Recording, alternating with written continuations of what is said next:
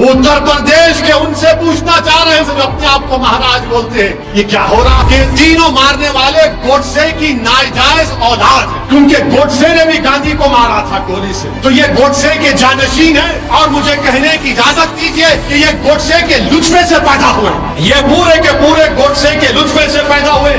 ये 3 लोग terror cell का हिस्सा है। ये 16 लाख की वेपन कहां से आया, ये गोलियां कहां से आई? मैं प्रेस कॉन्फ्रेंस करके 12 घंटे में बोला था कि ये काम करने वाले प्रोफेशनल हैं और उन पर यूएपीए क्यों नहीं लगा, उन पर यूएपीए क्यों नहीं लगा, इस पर कोई जवाब नहीं देंगे। इनको हथियार किसने दिया?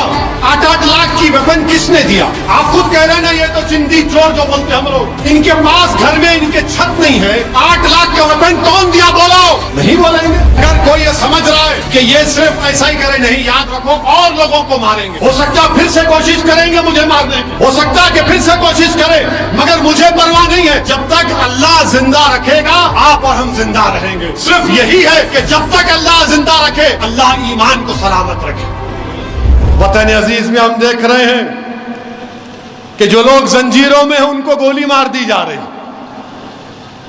जो लोग जंजीरों में हैं उनको गोली मार दी जा रही है, जो लोग पुलिस की कस्टडी में हैं उनको मार दिया जा रहा है। और फिर यह कहा जा रहा है कि नहीं नहीं आप सब अच्छे हैं, सेफ हैं। अमेरिका जाकर बोला जाता है, यह पैगाम दिया जाता है, you are good and happy, yes we are good and happy, मगर आपसे खुश नहीं है जो हुक्मरान है। अरे हथकड़ियों में है, जंजीरों में है और गोली मार रहे हैं। हम पूछना चाहते हैं हुक्मरानों से, दिल्ली के नकली बादशाह से पूछना चाहते हैं, बताओ ये क्या हो रहा है? उत्तर प्रदेश के उनसे पूछना चाह रहे हैं महाराज से जो अपने आप को महाराज बोलते हैं, ये क्या हो रहा है? उन्होंने कहा था कि गोली का जवाब गोली से देंगे। अब जब गोली चल गई तो जो अतराफ में पुलिस वाले थे, कोई अपना वेपन नहीं निकाला। लाइव टीवी पर कोई अपना वेपन नहीं, ऐसा दिख रहा था कि दूल्हे की बारात में आए हैं पूरे। कोई अपना वेपन नहीं निकाला, निकाल कर एक को तो गोली मारते नहीं, गोली मार दिए, अपने मकसद में कामयाब हो गए। उसके बाद वो हथियार को फेंककर surrender surrender surrender surrender surrender कर रहे। हम ये पूछना चाह रहे हैं, वो जो तफंचा, जो रिवॉल्वर इस्तेमाल हुई ज़ेगना एफ, वो कितने की बंदूक है मालूम आपको? वेपन एक 8 लाख रुपए की है। कितने की है? 8 लाख। 2 हो गए तो 16 लाख। अच्छा, 16 लाख में इनके घर को मीडिया के लोग गए। एक तो बेचारे झोपड़ी में रहती है उसकी अम्मा, एक तो एक कमरे में रहती है। अभी इनके लिए हराम की दौलत कहां से आई? फिर ये 16 लाख की वेपन कहां से आया? ये गोलियां कहां से आई? मैं प्रेस कॉन्फ्रेंस करके 12 घंटे में बोला था कि ये काम करने वाले प्रोफेशनल हैं। जिस तरीके से मार रहे थे, अगर कोई रिवॉल्वर चलाना जानता है तो वो बताएगा कि जिस हाथ का उनका पोजीशन था, जिनका उनका जिस्म का वजन था, जहां गर्दन झुकाकर मार रहे थे, वो बता रहा है कि वो प्रोफेशनल है। मैंने कहा था इस बात को, और 2 दिन पहले हिंदुस्तान टाइम्स के अखबार में एक रिपोर्ट आई कि एक पुलिस के आईजी हैं विजय शंकर सिंह ने कहा कि इनको कम से कम 1 महीने की ट्रेनिंग दी गई थी। 1 महीने की ट्रेनिंग दी गई।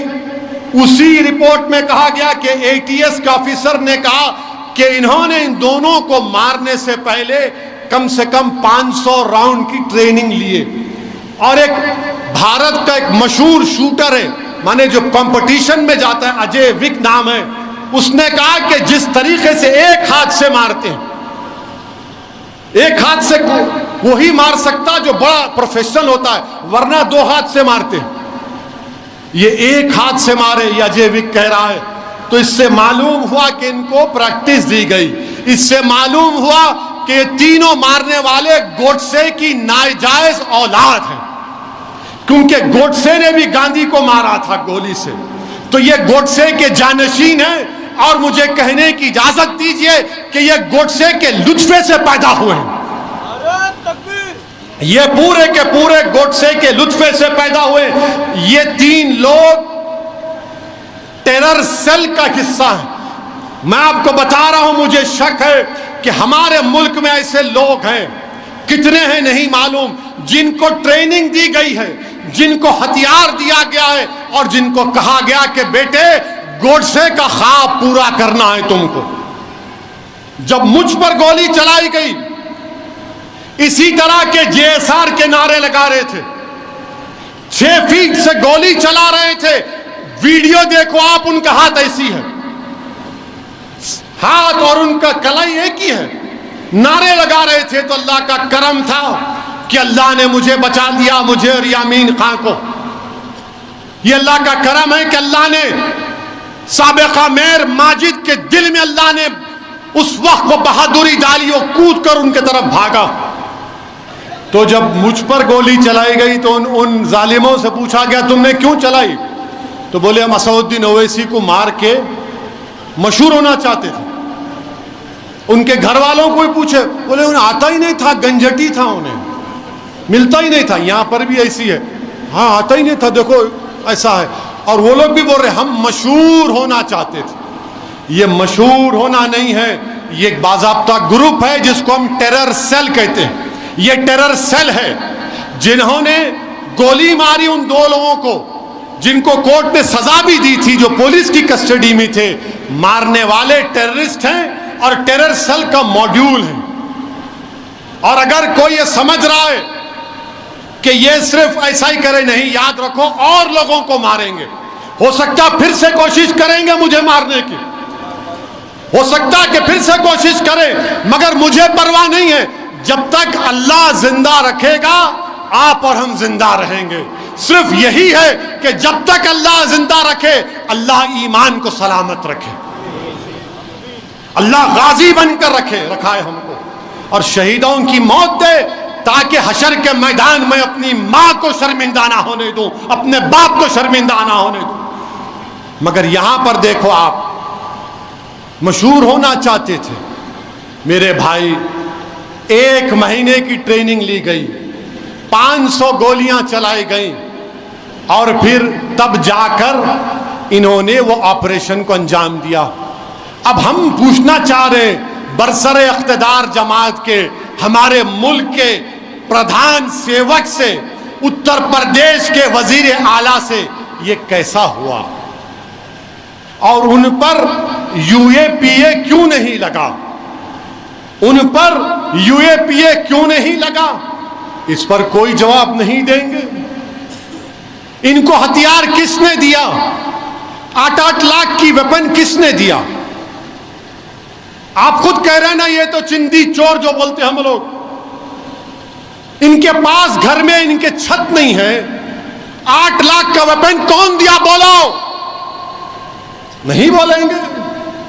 अच्छा, फिर उत्तर प्रदेश के चीफ मिनिस्टर से हम पूछ रहे हैं, आपको खत मिल गया होगा जिसमें एक मरने वाले ने लिख कर दिया कि मैं उत्तर प्रदेश के मुख्यमंत्री को और सुप्रीम कोर्ट के सीजीआई को खत भिजा दूंगा अगर मैं मर जाऊंगा।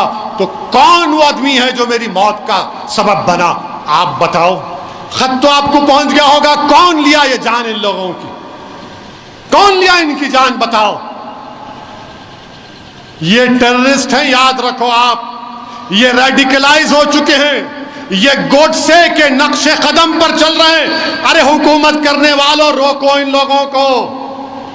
याद रखो, अगर तुम नहीं रोकोगे तो ये आग है, ये दीमक है, मुल्क को खोखला कर देंगे ये लोग। तुम हुकूमत में आज हो, कल नहीं होगे तो क्या होगा? बताओ। फिर हम मुतालबा करते हैं कि वो नाम क्या है, बताओ आप। और फिर मेरे अजीज दोस्तों और बुजुर्गों, पुलिस तो माशाअल्लाह उस वक्त एक गोली नहीं मारी, सस्पेंड कर दिया उन लोगों को। अब वो बेचारे क्या है नहीं मालूम।